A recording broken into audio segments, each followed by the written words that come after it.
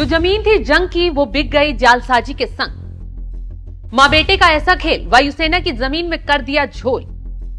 नकली दस्तावेज, असली बेशर्मी और सिस्टम खामोश।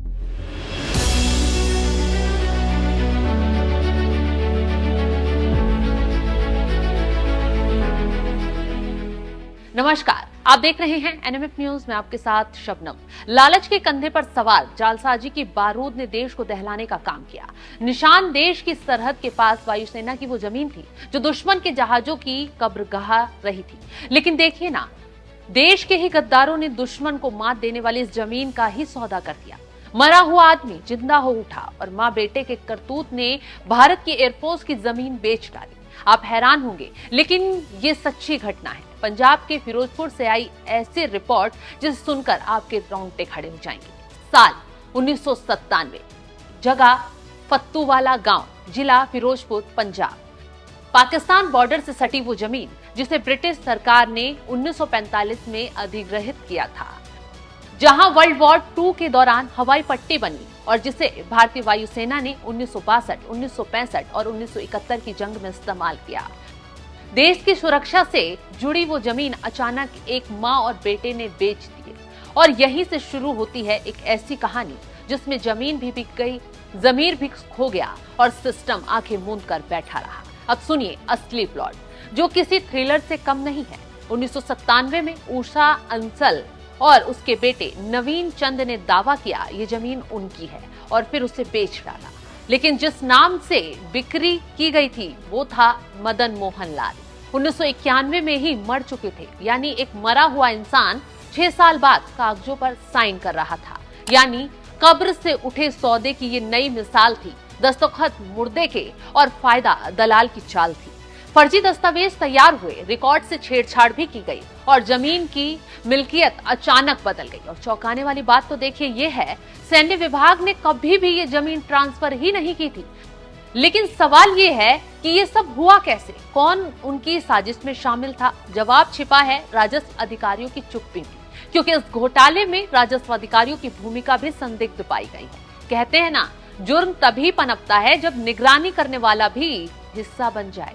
ऐसे में तभी एंट्री होती है शिकायत करने वाले शिकायतकर्ता की, रिटायर्ड रेवेन्यू अफसर निशांत सिंह की, जिन्होंने खुलासे के साथ पूरे देश को हिला कर रख दिया। क्योंकि याचिकाकर्ता के वकील ने जो खुलासा किया हैरान कर देने वाला है। उन्होंने बताया जिस व्यक्ति के नाम पर जमीन थी, मदन मोहन लाल, उनकी मौत 1991 में हो चुकी थी, लेकिन जमीन की बिक्री 1997 में दिखा दी गई। 2009 और 10 की जमाबंदी में कई नए नाम जोड़ दिए गए, जबकि सैन्य विभाग ने कभी जमीन ट्रांसफर ही नहीं की थी।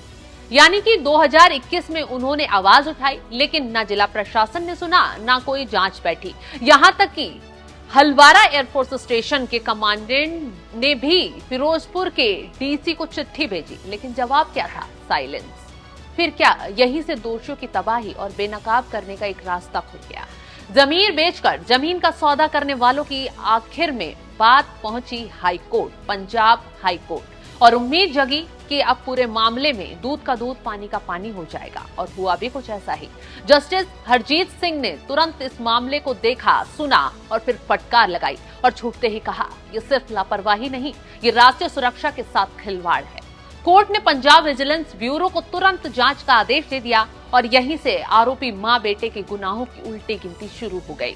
20 जून 1925 को रिपोर्ट सौंपी गई। रिपोर्ट में बताया गया कि जमीन का असली मालिक इंडियन एयरफोर्स है और अब 28 साल बाद एफआईआर दर्ज हुई है। एफआईआर में ये धाराएं लगी हैं: आईपीसी 420 धोखाधड़ी, आईपीसी की धारा 467 फर्जी दस्तावेज, आईपीसी की धारा 468 नकली कागजात, आईपीसी की धारा 471 जालसाजी, आईपीसी की धारा 120 भी आपराधिक साजिश। इसके बाद कुछ तथ्यों को छिपाने का आरोप लगाते हुए निशांत सिंह ने एक और याचिका दायर की।